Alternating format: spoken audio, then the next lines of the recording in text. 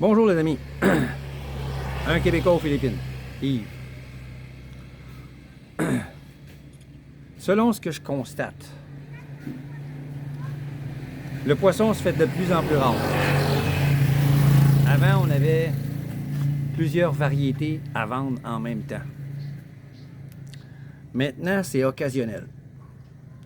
On a souvent une seule espèce à vendre et pas beaucoup à la fois. Les prix augmentent, alors quand les pêcheurs attrapent du thon ou d'autres poissons intéressants, ils vont les vendre au marché pour en obtenir plus. Donc, les revendeurs du barangay doivent se contenter de sardines, qui est la seule espèce attrapée en abondance, comparativement aux autres, et du laguilide parfois, en petite quantité.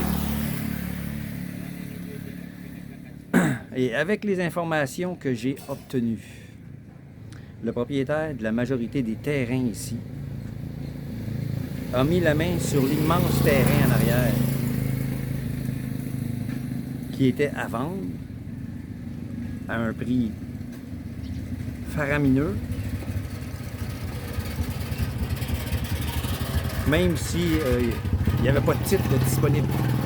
Pour obtenir le titre, il faut l'acheter, le clôturer, l'entretenir, puis demander le titre au gouvernement. Pour le commun des mortels, ça peut prendre 10 ans pour l'avoir, ce titre-là. Pour quelqu'un de riche, ça va aller plus vite. Donc, il a mis la main dessus. Il a muré ici en avant, sur une très longue distance. Je vais vous montrer ça. Beaucoup de bruit, excusez-moi. Vous voyez, il a muré le terrain sur une très longue distance, jusque là-bas. Il a mis une porte en acier pour entrer sur son terrain, mais elle est fermée. Vous voyez, c'est muré ici pour empêcher les gens d'aller à l'océan, pour empêcher les pêcheurs qui vivent dans le barangay ici, à la hauteur d'où est-ce que je suis. Il y a plusieurs petits pêcheurs qui pêchent puis qui vendent les poissons pour survivre, pour en vivre. Mais en leur bloquant l'accès, ils doivent marcher beaucoup plus qu'avant. Même à l'océan, là-bas, directement en face de l'océan, ils ont clôturé, sans le murer comme ici, mais c'est clôturé avec des affiches que si vous entrez sur le terrain, vous pourriez être poursuivi. C'est légal de le faire. Il a muré, clôturé le terrain pour en demander le titre, c'est légal.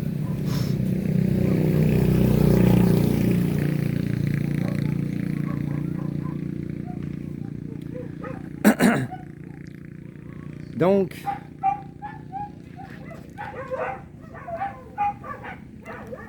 plusieurs personnes vivent tout près de l'océan. C'est illégal. Mais le gouvernement laisse faire parce que c'est des gens pauvres. Les terrains maritimes, tu ne peux pas obtenir de permis, de titre pour avoir ce terrain-là, pour le posséder. C'est des terrains maritimes. Donc, ces gens-là, ils vivent là sous la protection du gouvernement, mettons. Mais la personne ayant clôturé le terrain, là, je crois qu'il y a des visions à propos de ce terrain-là.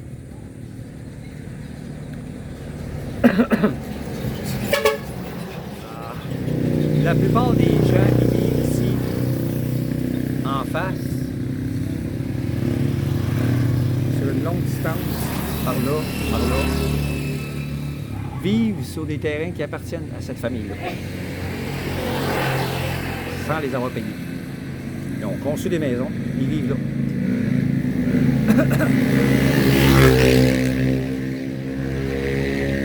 Les terrains ayant jamais été payés, la famille a essayé de leur vendre le terrain. Mais ils sont trop pauvres pour les payer. Ils demandent 100, 150 000 du terrain, tout dépendant de la grosseur à peu près. C'est beaucoup pour un terrain de 100, 150 mètres carrés.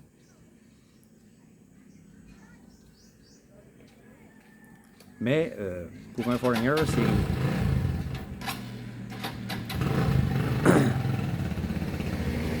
Mais pour ces gens-là qui sont pauvres et qui vivent de petites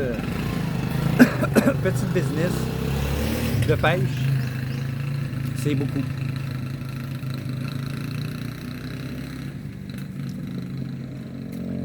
Puis c'est très compliqué et coûteux de les loger. J'ai déjà vu dans le passé que c'est arrivé dans une ville qu'un terrain vague avait été investi par des gens pauvres pour en faire comme un bidonville. Ils y habitaient et tout ça. Le propriétaire du terrain voulait construire un immeuble à condo. Il a essayé de les faire évincer par la police, avec la loi. Personne ne voulait s'impliquer. Police, juge, personne ne voulait rien faire. Trop compliqué, trop long, trop coûteux, etc. Il a fini par se tanner. Il a engagé quelqu'un. Puis toutes les constructions étaient faites en bois, la plupart. En bois de récupération, puis en tôle. Puis... Ils ont mis le feu au bidonville. Tout le monde à la rue. Il n'a plus de maison. Donc, il a pu récupérer le terrain et construire son immeuble à logement, son immeuble à condo. Ici, beaucoup de maisons sont en ciment, etc. Si la même chose était faite, ça serait compliqué parce que beaucoup de personnes. C'est grand. Donc, selon ce que je peux voir, il s'y prend autrement.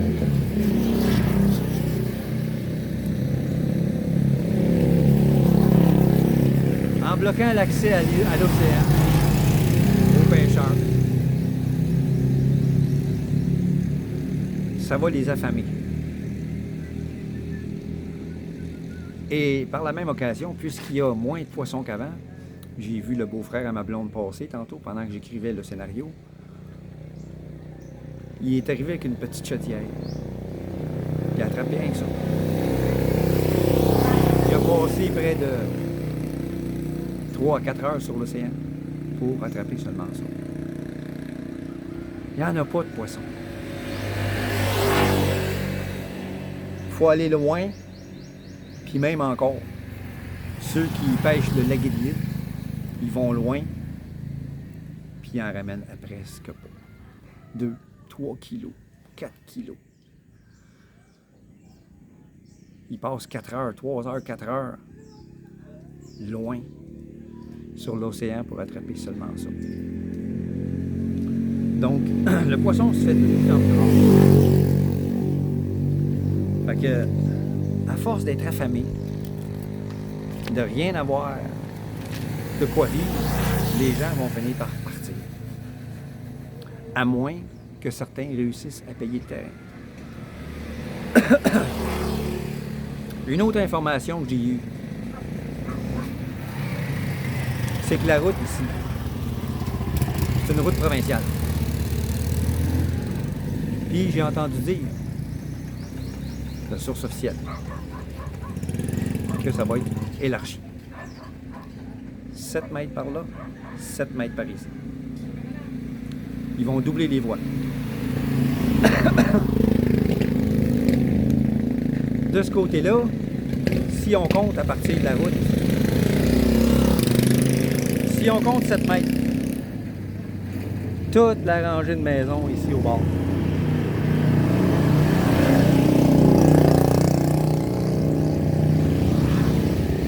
Ça va tout disparaître. Ça va tout disparaître. Toute la rangée de première maison, tout le long de la route, de l'autre côté, ça va tout disparaître. Ce côté ici, où je suis, ça disparaît aussi. Tous les coubeaux comme ça, les gens qui possèdent soit avoir des petits restos, des petites... des endroits pour vendre leur nourriture qu'ils cuisinent, leur poisson, comme ici, on vend du poisson. Là, c'est un petit resto qui est ouvert. Là, c'est une dame qui cuisine chez elle. Elle apporte la nourriture, puis elle vend ça, puis elle fait des bonnes affaires. Elle fait de bonnes affaires. Un peu plus loin, il y en a un qui a ouvert un Saint Store plus loin, assez gros. Ça va peut disparaître. Il y en a une dame, je ne sais pas où est-ce qu'elle a la tête. Elle a investi beaucoup d'argent en vendant une maison qu'elle avait là-bas, plusieurs millions. Elle a investi beaucoup pour construire des places à louer pour des gens qui veulent vendre des choses. Mais le ciment va jusqu'à la route. S'ils prennent 7 mètres, tout ça disparaît. Puis même une partie de sa maison va être collée sur la route, carrément. Il n'y aura pas beaucoup d'endroits, de place. Je ne sais pas où est-ce qu'elle a la tête, cette dame-là. En tout cas, tout ça va disparaître. Et ce, pour attirer le tourisme. Le gouvernement central a essayé de faire élire une personne proche du parti.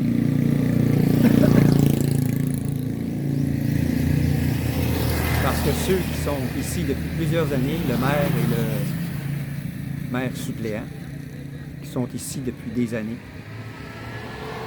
ils s'échangent le rôle. À tous les 4 ans, celui qui est maire va se présenter maire suppléant, puis celui qui est maire suppléant va se présenter maire, puis ils sont élus.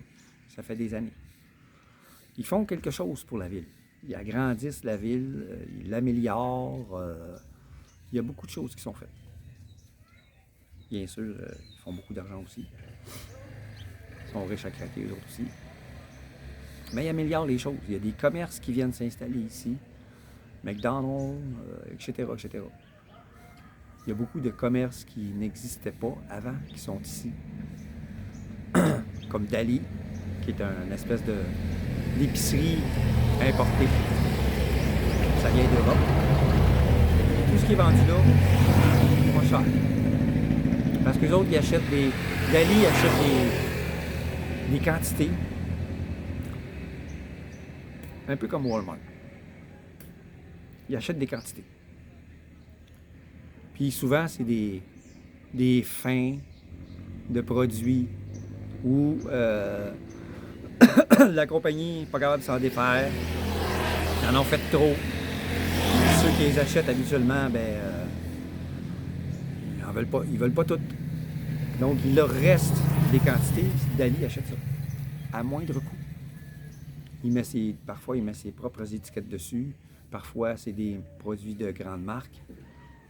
Il vend ça moins cher.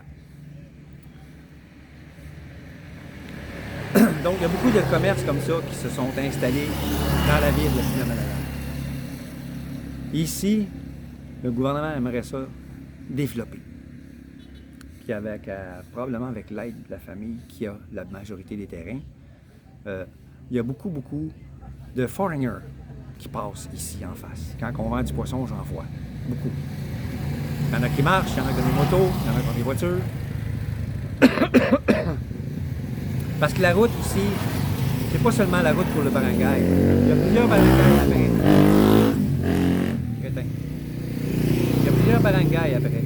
Donc, cette route provinciale-là rejoint ces barangays-là. Puis il y a des foreigners qui développent. Donc, ils veulent développer ça ici, selon moi, pour attirer d'autres foreigners. Donc, le terrain qui est en arrière, selon moi, la vision que j'ai eue, quand que j'ai eu toutes ces informations-là, que j'ai tout mis ensemble, là, puis j'ai overthinké, là, comme ma blonde dit. Là. J'ai mis tous les morceaux de puzzle ensemble. Puis j'ai eu une vision. La famille qui veut affamer les gens qui habitent là, c'est pour les faire partir. Récupérer les terrains, ou faire d'autres choses avec. En prenant possession du terrain derrière, c'est pour faire des resorts. Ils vont avoir accès à l'océan. Le terrain est grand. Ils peuvent faire plusieurs petits hôtels, plusieurs petits resorts, terrains de basketball, etc. Ils peuvent faire plein d'affaires. Le terrain est immense. En face, c'est la même chose. Si la majorité des gens s'en vont ou finissent par être évincés par la loi, avec des enveloppes brunes, comme on dit chez nous au Québec, il y a beaucoup de choses qui peuvent être faites. La première rangée, premièrement, elle disparaît. Puis ensuite, c'est... Il n'y a pas de limite. Il n'y a pas de limite.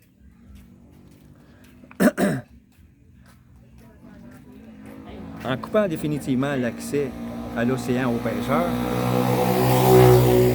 il va être facile de finir par bâtir quelque chose là pour attirer les foreigners. La route en étant élargie, ça va en attirer plus. Donc, même ceux qui ont développé des petits resorts familiales tout près de l'océan, ces gens-là ne peuvent pas avoir de titre parce que c'est un terrain maritime. Mais le gouvernement les laisse faire. Mais là, ce qui arrive, c'est que celui qui a pris possession du terrain derrière, qui va demander un titre pour, il a clôturé jusqu'à l'océan. Ça veut dire qu'il a coupé l'accès à ces familles-là à leur resort familial. Ils ne peuvent pas se plaindre, ils ne possèdent pas le terrain. Lui, en faisant ça, il va les empêcher d'avoir accès, puis éventuellement, lui, il va avoir accès à l'océan en démolissant tout ça, en bâtissant des hôtels sur le terrain qu'il va avoir le droit de faire, mais tout en ayant accès à l'océan. En aménageant à sa façon, il va pouvoir avoir accès à l'océan. Oh, ma blonde m'appelle pour aller manger. Après ça. Les autres terrains... Wow. Ça se développe par là aussi. Quand je vois des camions passer avec des affaires que je sais même pas à quoi ça sert. Une espèce de gros tuyau de métal avec un X au bout. On dirait que c'est des bouches d'égout. Ça se développe par là-bas. Ça se développe. Donc, l'autre côté de la route, où les gens habitent là illégalement, en étant affamés, vont finir par partir. Puis, la vision que j'ai eue tout à l'heure, en allant prendre une marche à l'océan, j'ai réussi à trouver un accès. La vision que j'ai eue en voyant le terrain là, et en sachant que depuis plusieurs mois, la famille essaye de vendre les terrains, puis les gens ne payent pas. La vision que j'ai eue, puisque la route va s'élargir, etc., en mettant tous les morceaux de puzzle en même temps, il va développer ça. Édifice à condo, édifice à logement, supermarché, petit supermarché, petits centres commerciaux, petits hôtels, etc. Tout ça a son avantage.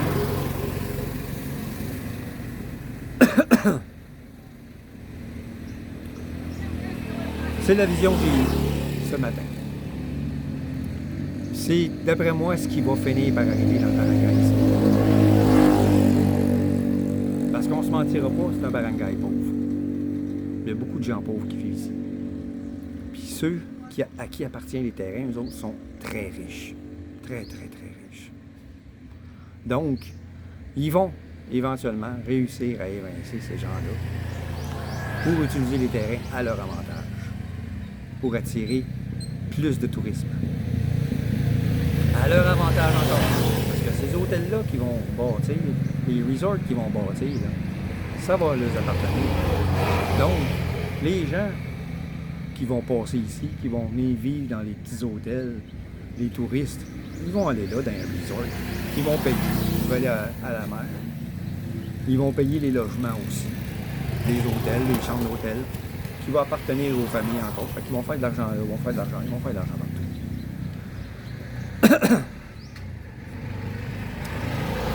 J'espère que les gens du Barangay, ici en face, vont voir venir les choses. Au lieu de se mettre la tête dans le sable, puis d'écouter de la musique, puis de chiller la journée longue, puis de faire des siestes, puis de se saouler la gueule, comme plusieurs. Eux autres, c'est ceux qui vont payer les premiers. Les Soulons, là, c'est eux autres qui vont payer les premiers. Ils vont tout perdre. Ils ont déjà pas grand-chose. Ils vont tout perdre. Puis les autres, qui se mettent la tête dans le sable, qui font jouer de la musique à la journée longue, karaoké, etc., eux autres aussi vont tout perdre. Il faut qu'ils voient venir les choses, puis qu'ils s'arrangent pour soit réussir à payer le terrain où ils habitent, ou soit trouver une autre place pour vivre. S'ils réussissent à vendre à des foreigners la maison où ils habitent, qui, lui, va demander un titre, va acheter le terrain, il va demander un titre, ou tout simplement s'en aller ailleurs. Ces gens-là vont devoir partir, éventuellement. Si ce n'est pas eux-mêmes, c'est leurs enfants. Ils vont léguer ça à leurs enfants, ils vont léguer le problème à leurs enfants. Il faut qu'ils soient au courant de ça, puis qu'ils mettent leurs enfants au courant de ça. Que ici, éventuellement, vous ne pourrez plus vivre ici. Donc, là-dessus, je vous laisse. J'espère qu'ils ne perdront pas tout.